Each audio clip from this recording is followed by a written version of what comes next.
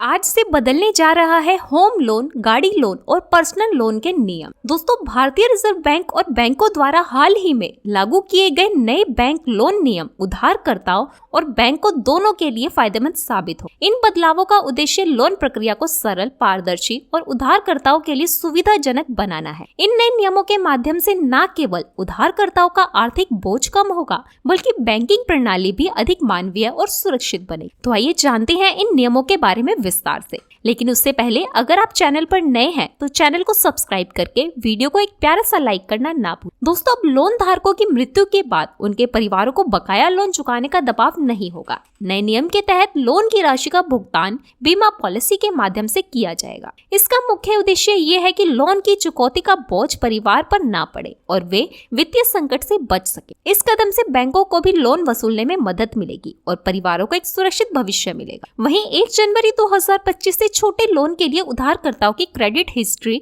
और चुकौती क्षमता का गहराई से विश्लेषण किया जाएगा।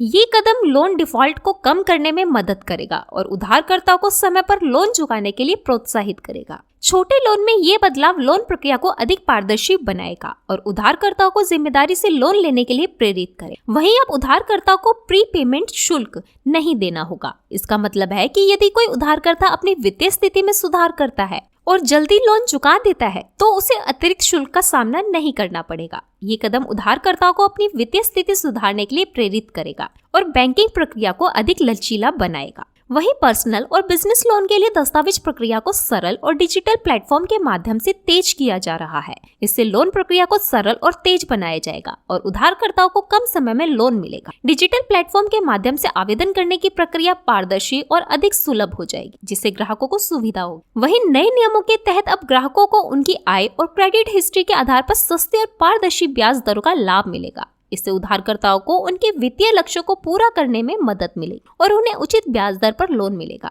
ये कदम बैंकिंग प्रणाली को और अधिक निष्पक्ष और ग्राहकों के अनुकूल बनाए। साथ ही बैंक अब सुनिश्चित करेंगे कि लोन की राशि उधारकर्ता की चुकौती क्षमता के अनुरूप। इसका मतलब ये है कि उधारकर्ताओं को केवल उन्हीं लोन की मंजूरी मिलेगी जिन्हें वो चुकता कर सकते हैं। ये कदम न केवल लोन डिफॉल्ट की समस्या को कम करेगा, बल्कि बैंकों की जिम्मेदारी भी बढ़ाएगा, जिससे वे अधिक सतर्कता से लोन मंजूरी देंगे। यदि कोई उधारकर्ता लोन चुकाने में असमर्थ हो जाता है और दिवालिया घोषित होता है तो एक नई दिवालियापन प्रबंधन प्रणाली लागू की जाएगी। ये प्रणाली उधारकर्ताओं को बैंकों के लिए न्याय संगत समाधान सुनिश्चित करेगी, जिससे दोनों पक्षों को उचित प्रक्रिया का पालन करते हुए समाधान मिल सके। वहीं फिनटेक कंपनियां और बैंकों के सहयोग से डिजिटल लोन प्लेटफॉर्म को बढ़ावा दिया जा रहा है। इससे ग्राहक अब घर बैठे ही लोन के लिए आवेदन कर सकते हैं, जिससे लोन प्रक्रिया तेज, पारदर्शी और सुलभ हो जाएगी। ये कदम डिजिटल इंडिया के तहत एक महत्वपूर्ण पहल है जो ग्राहकों को सुविधाजनक लोन सेवाएं प्रदान करेगा। वहीं अब ग्राहक अपनी ईएमआई को अपनी आय और वित्तीय स्थिति के आधार पर कस्टमाइज कर सकते हैं। ये सुविधा विशेष रूप से पर्सनल लोन के लिए लागू की गई है। इससे उधारकर्ताओं को अपनी ईएमआई का भुगतान आसानी से करने में मदद मिलेगी और वे अपनी वित्तीय स्थिति के अनुसार लोन चुकता कर सके। वहीं बैंकों को ये सुनिश्चित करना होगा कि सरकारी लोन योजनाओं का लाभ सही समय पर और सही व्यक्तियों तक पहुंचे। इस कदम से समाज के कमजोर वर्गों को लाभ मिलेगा और वे सरकारी योजनाओं का सही से लाभ उठा सकेंगे। साथ ही नए बैंक लोन नियम उधारकर्ताओं और बैंकों दोनों के लिए एक सकारात्मक बदलाव साबित होंगे। इन नियमों से लोन प्रक्रिया पारदर्शी, सरल और उधारकर्ताओं के लिए अधिक सहायक होगी। इसके अलावा डिजिटल प्लेटफॉर्म,